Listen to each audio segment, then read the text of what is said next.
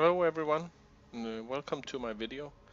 This is my first build video ever, actually my first video period to upload to YouTube, so I hope it goes well. I don't anticipate you expect something pro-ish. It's not, it's just I found a build that I really want to share. Um, so basically it's a build that is focused around bone armor and the activation damage from the Inarius set. So the whole build's damage is the 750% damage activation um, from the Inarius set. And to be able to spam this, you need to have Ingium. So if we just briefly go over the cube, we have Ingium, which is mandatory for this build. You absolutely have to have it. Then we have Requiem Cereplate for the Devour Insane Healing, so it returns a fair amount of healing. Then we have the best Necro item in the game, in my opinion, is the Crispin Sentence, which increase your damage substantially, like insanely, actually.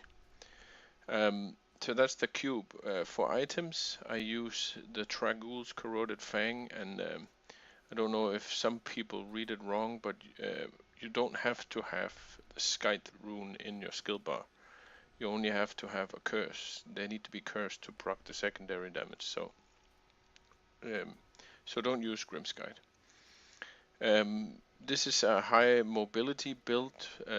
It's created to level up gems. I was actually fooling around for a while to create the fastest build. To level up gems and to get into T13 ultra quick torment farming. So it's getting there. It's not perfect. It's not at all the best gear, but I'm doing GR 45s now, equivalent to Torment 10, and I'm doing that in under 2 minutes on a good layout. And you know, sometimes it's bad layout and takes longer. So it's high mobility, quick boss kill damage, like you know from other Indium builds. So it's around the Inarius bone armor activation. So you need the 6-piece Inarius. I run with the Witching Hour for the extra damage. Super cool about this build is if you have Brick's Wrath together with Aura Frailty, that is incredibly synergistic. When you run in rifts and you don't want to care too much about trash, it's a good thing that it's all pulled in and you just sound off one bone armor and it's all cleared. So here we use the Brick's Wrath. So on offhand it doesn't matter, just be able to have a good one.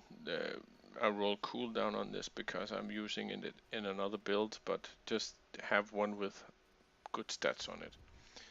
I then use Convention of Elements for that super insane damage window. And the positive about Necromancers is that we only have 3 elements, so it's quite it's 4 seconds every 12 seconds you do poison damage. And that comes to the next. We of course want Nemesis Bracers to proc elites on shrines and pylons. And here we want poison damage because our main damage dealer is poison.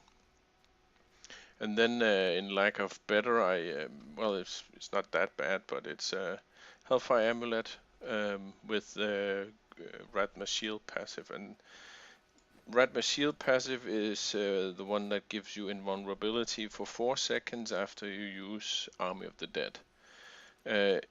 If you don't need the damage from Army of the Dead, you can use it in the Rift in tight situations to just be invulnerable, get out of a tight spot. For the build, we use Frailty, Aura of Frailty, and that's our curse. We pull in everything and curse it, and then we bone armor everything. Army of the Dead is the boss killer, instant boss killer, and is used for if you're out of the in-game zone. you get into a boss fight, you save this Army of the Dead for insta killing and getting your in-game proc up to start bone armoring. I use and also the fact that it takes 1 second to kill an elite pack, and then you have 4 seconds after that doing high damage with Army of the Dead. And it's as you can see, it's a storm that races around you, so it follows you. I use Blood Rush. I use the Metabolism because I just like the extra charge. If you're feeling too squishy, you can go Potency for the extra armor.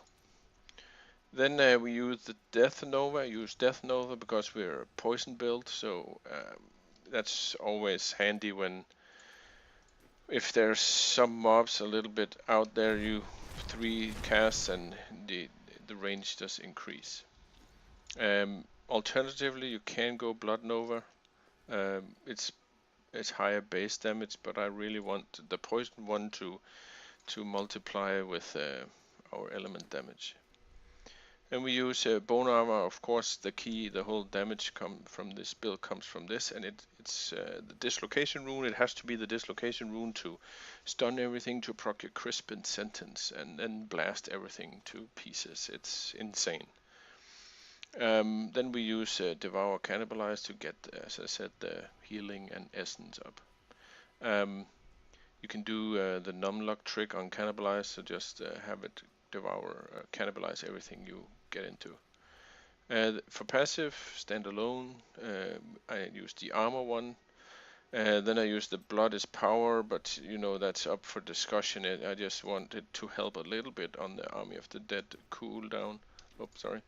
There could be other. I would have liked to have this, but it doesn't work. So it's optional. Now this one is not optional. That's Spreading Malediction. It increases damage on all cursed enemies, all your damage for each cursed enemy, and it's incredibly synergistic with Brig's Wrath and Aura of Frailty. So you curse everything, pull everything in, curse it, and then it all takes off Spreading Malediction. And then of course the free death, which comes in handy. Especially if you have pools of reflection going in normal rifts. Anyway, it's just a super cool passive. So yeah, follower not needed.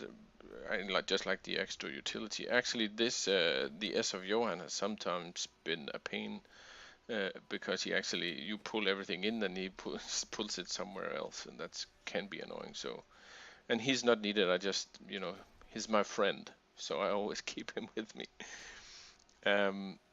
Yeah, so okay, let's try and have a run here. As I said, I'm leveling up gems. I do level 45 right now. I can go higher, but I just want to be effective and quick. So, as just the tactics are, if you're out of in-game, you stun everything and Blood Nova it down. If you're in in-game, you don't Blood Nova at all. You only activate bone armor damage. Spam that button. And then for bosses, you kill the boss off with Army of the Dead if you're out of in-game.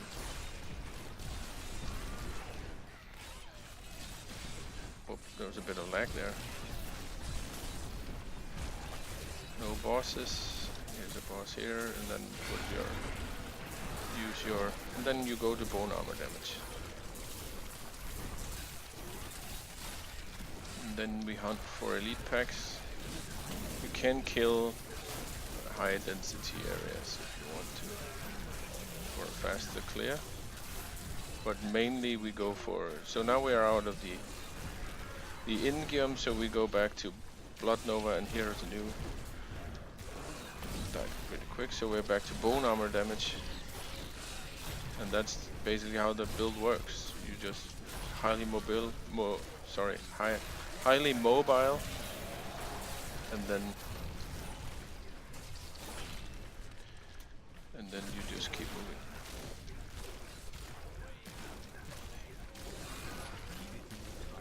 Now this map layout was actually garbage.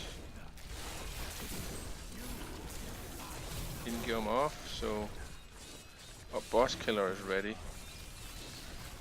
here, so use Army of the Dead, become invulnerable with that passive I have on the Hellfire Amulet, and then hunt for new elites here, so some new elites. So you can see everything is just completely melting off the poison damage from the bone armor. Boss killer. Invulnerable. New bosses. Move on. Keep moving all the time.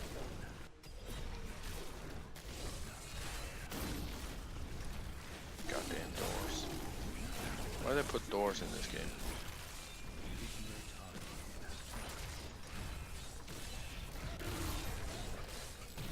Oh, sorry, I didn't notice I was out of in-game. That can be a mistake sometimes. Boss killer.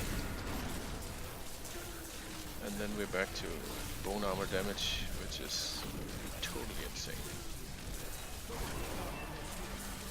So I don't know how quick was that. That was actually a slow clear. But with good layout, you can have clears that are around, well, definitely under 2 minutes. And then you just rinse and repeat. I think it's a really funny build, and I haven't seen anybody use it, so I figured there had to be some kind of super quick way of. And then I just found out that the bone armor is actually a insane damage dealer combined with in-gear. And then when you're out of that, you just do the Death Nova. So that's the run. That's the build. Let me know what you think, and if you have any ideas on how to optimize it, please leave your comments below and give a like. Thanks for watching. Take care. Bye.